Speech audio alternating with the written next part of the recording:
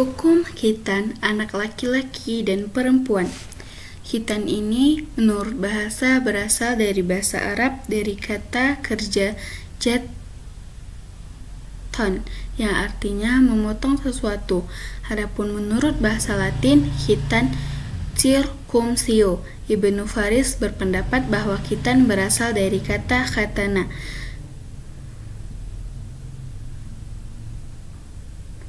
yang artinya memotong. Arti lain dari khatan yaitu jalinan persaudaraan bagi perempuan. Ada yang mengistilahkan khifat.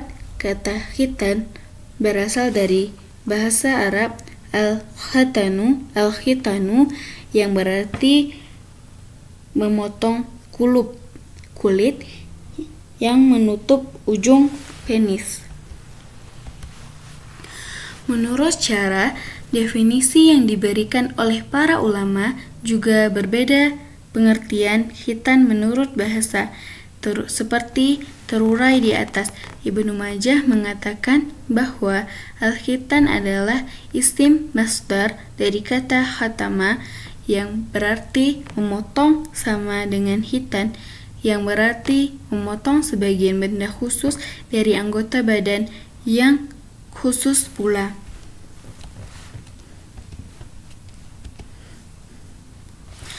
Hukum khitan. Mengenai hukum khitan, ada beberapa pendapat dari ulama fikih. Apakah khitan ini khusus untuk laki-laki atau juga untuk kaum wanita? Dalam hal ini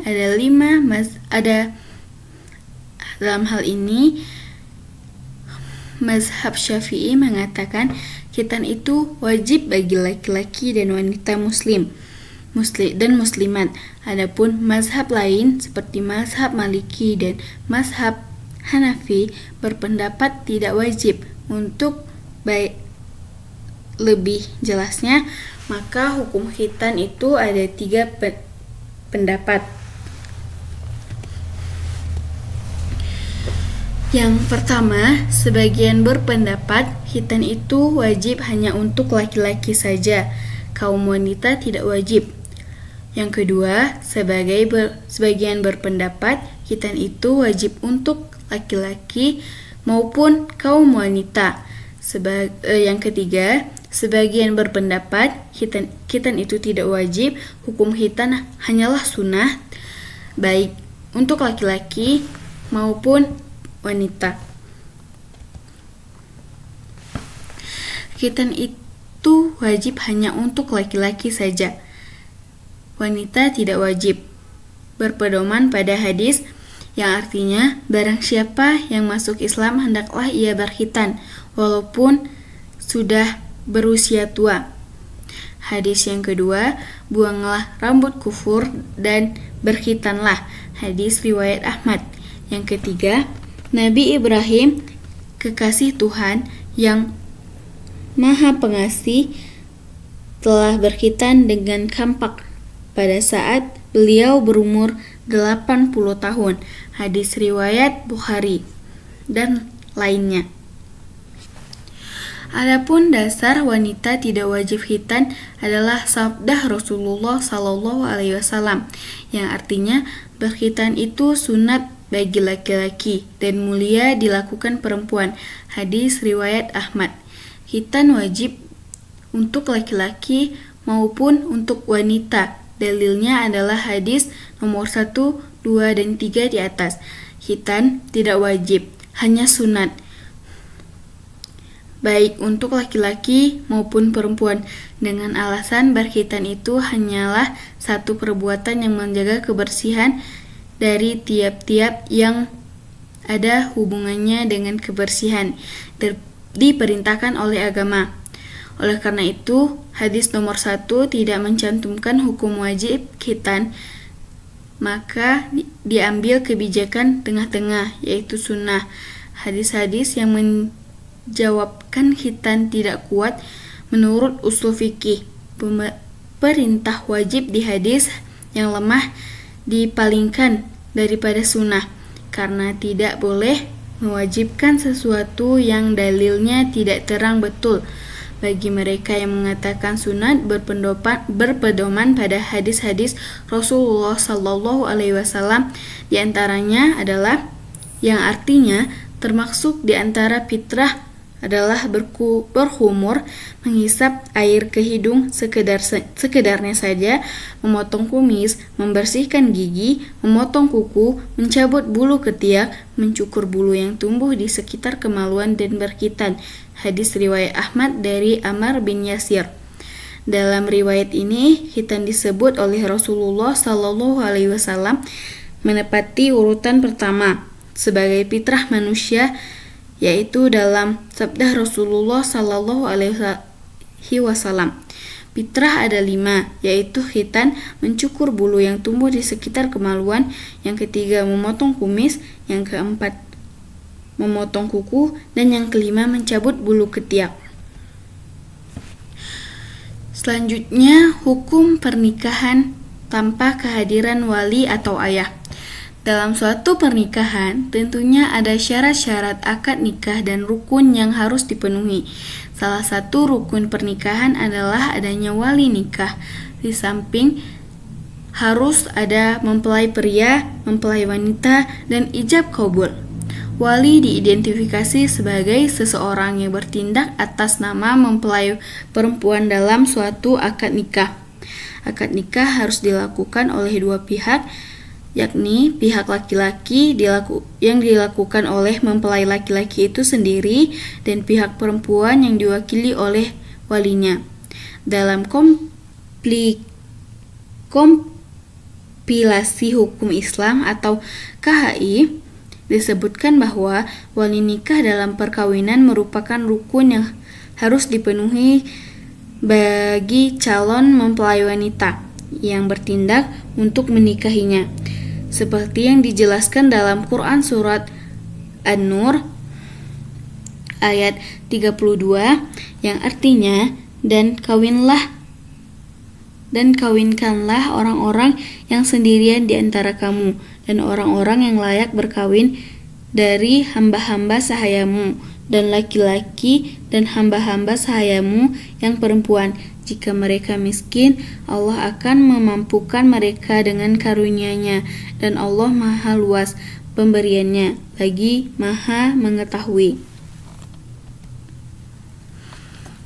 Hukum nikah tanpa wali. Ada beberapa pendapat menyangkut hukum nikah tanpa wali yang dikemukakan oleh pendapat ulama berikut ini. Ada hukum nikah tanpa wali berdasarkan pendapat para ulama. Yang pertama, berdasarkan mazhab Syafi'i, Maliki, dan Hambali. Pada mazhab Syafi'i, kedudukan wali dalam perkawinan adalah syarat sah dan wajib ada dalam suatu pernikahan, dan tanpa adanya wali maka pernikahan tersebut tidaklah sah. Dengan demikian halnya dengan mazhab Syafi'i, mazhab Maliki, dan Hambali telah sepakat bahwa keberadaan wali sangatlah penting dalam perkawinan. Maka tiap pernikahan yang dilakukan tanpa keberadaan wali hukumnya tidak sah atau batal hukumnya. Berdasarkan mazhab tersebut, ulama berpendapat bahwa tidak seorang perempuan pun yang dapat melangsungkan akad nikah bagi dirinya sendiri, termasuk gadis yang sudah dewasa dan berakal. Namun meski demikian, para ulama juga berpendapat bahwa menikahkan seorang wanita janda oleh wali tidaklah baik bila sang wali menikahkan anaknya lagi tanpa persetujuannya. Yang kedua, berdasarkan mazhab Hanafiyah. Lain halnya dengan pendapat Abu Hanifah. Dalam mazhab Hanafiyah, seorang perempuan yang sudah dewasa dan berakal sehat memiliki hak untuk mengkawinkan dirinya atau mengawinkan anak perempuannya yang masih kecil dan atau anaknya yang majmunah. Atau ia juga boleh pula mengawinkan dirinya sendiri atau mengawinkan dengan wakil kepada orang lain dan juga anaknya yang masih kecil atau anaknya yang majnunah tadi. Hal ini disebabkan karena menurut ulama Hanafiyah, rukun nikah hanya terdiri dari 3 perkara, yakni ijab, kabul, dan perpautan antara keduanya, ijab dan kabul.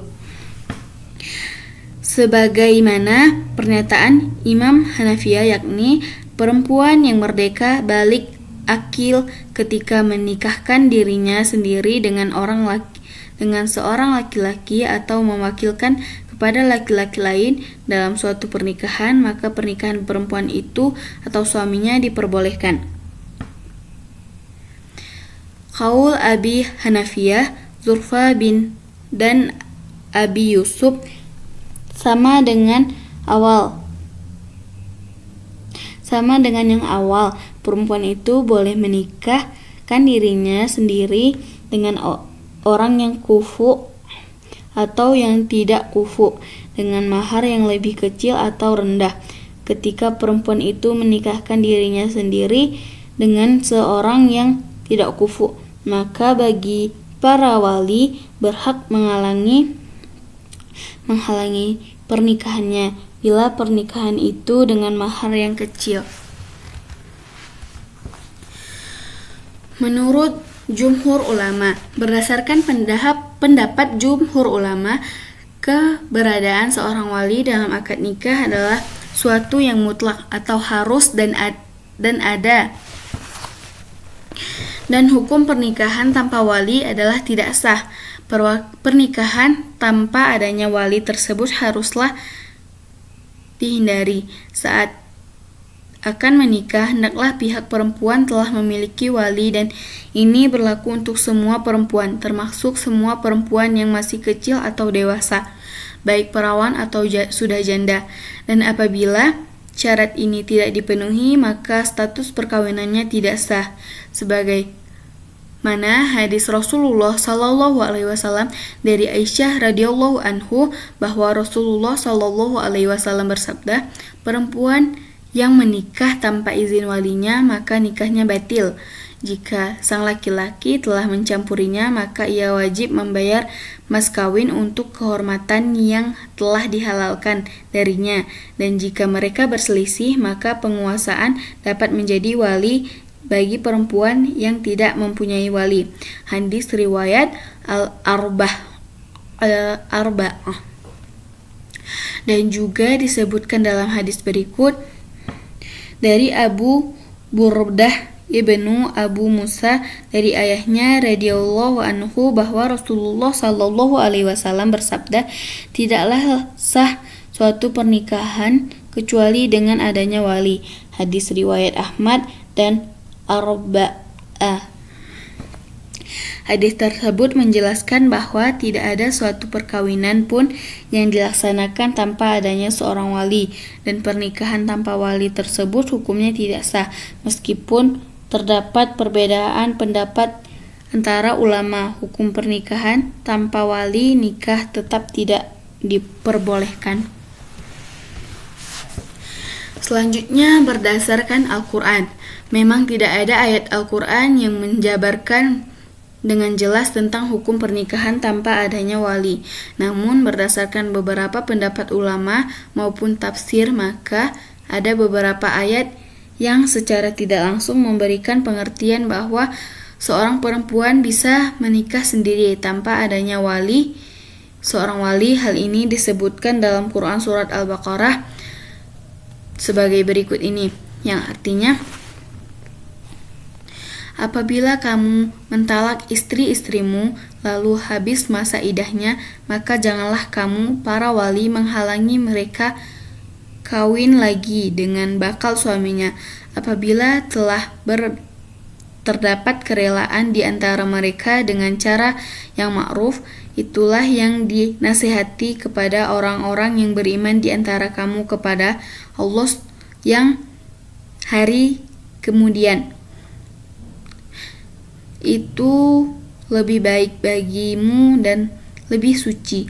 Allah mengetahui sedang kamu tidak mengetahui. Kawin lagi dengan bekas suami atau dengan laki-laki lain. Ayat di atas ditafsirkan bahwa ayat tersebut hanya menunjukkan perintah Allah kepada para wali untuk menikahkan anak perempuan mereka, bukan perintah harusnya keberadaan dalam suatu pernikahan. Meskipun demikian, masyarakat tetap berpegang bahwa seorang wanita harus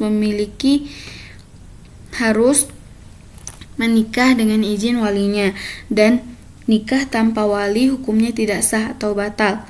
Pernikahan sah jika semua rukun dan syarat-syarat nikah terpenuhi, dan wanita yang menikah tersebut bukanlah wanita yang haram dinikahi oleh seorang pria untuk menghindari adanya pernikahan sedarah. Proses pernikahan tersebut boleh didahului oleh proses mengenal atau dalam Islami ta'aruf, dan kemudian bertunangan.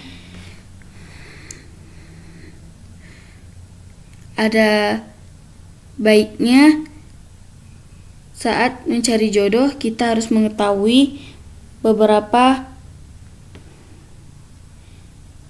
hal yang penting, misalnya kriteria calon istri maupun kriteria calon suami yang baik, agar nantinya tercipta pernikahan yang harmonis dan sesuai dengan kaidah Islam.